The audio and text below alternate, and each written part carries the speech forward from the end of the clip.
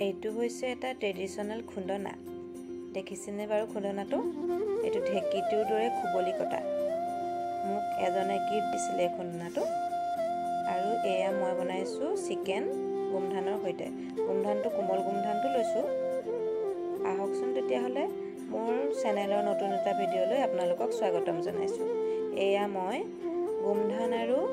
মুৰ্গী মাংস বইল কৰি আবেলি খাবৰ বাবে বনাইছিলো খাবলৈ বহুতেই ভাল লাগে আপোনালোকে এবাৰ খাই চাব গুমধানখিনি মই গুছাই লৈ এইদৰে ধুই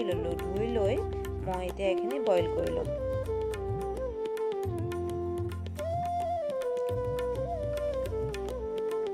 প্ৰায় 10 মিনিট মান সময় মই এখিনি বইল কৰিম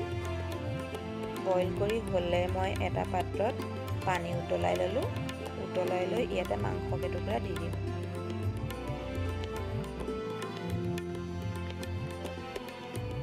মাংস আপোনালোকে নিজৰ জোখত দিব পাৰে সৰুকৈ কাটিও দিব পাৰে ডাঙৰকৈ কাটিও দিব পাৰে হেতু আপোনালোকৰ নিজৰ কথা আৰু ইয়াতে আপোনালোকে জালুকো দিব পাৰে বা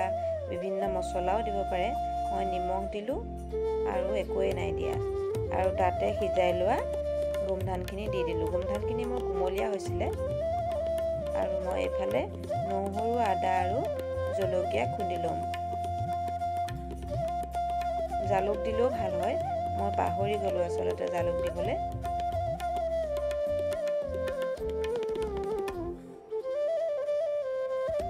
মিক্সিত খুন্দি নহৰু আদা দিয়াতকৈ এইদৰে থেতেলিয়াই খুন্দি দিলে বেছি ভাল লাগে স্মেলটো সেয়ে মই এইদৰে খুন্দি দিওঁ প্ৰায়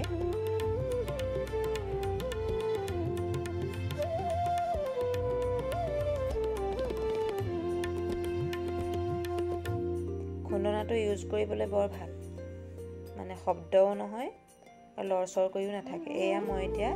নহৰু আদা জলকীয়াৰ পেষ্ট এচামুচ লৈ ইয়াতে বইল হৈ থকা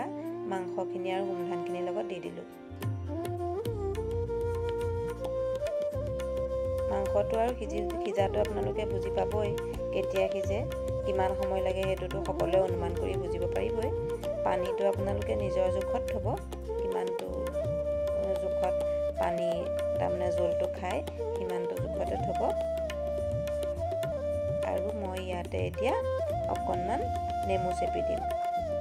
নেমু টেঙা আপোনালোকে নিদিলেও হ'ব কিন্তু দিলে আৰু টেঙা হলে ভাল লাগে এয়া মই অলপ নেমু ৰস 3 চামুচ মান দি দিলো ইয়াতে টেঙাটো বেছিয়ে হ'ল মোৰ আপোনালোকে নিজৰ জোখত দিব বা নিদিলেও হ'ব এয়া আমাৰ গুমধান আৰু মুৰ্গী মাংস বইল চুপ ৰেডি হৈ গ'ল আবেলি সময়ত এইদৰে খাই খুবেই ভাল লাগে আপোনালোকে পাৰিলে এবাৰ খাই চাব ভিডিঅ'টো চাই কেনে পালে মোক জনাব সকলে মোৰ ভিডিঅ'টো শেষলৈকে চালে সেই সকললৈ মই বহুত ধন্যবাদ পুনৰ এটা নতুন ভিডিঅ'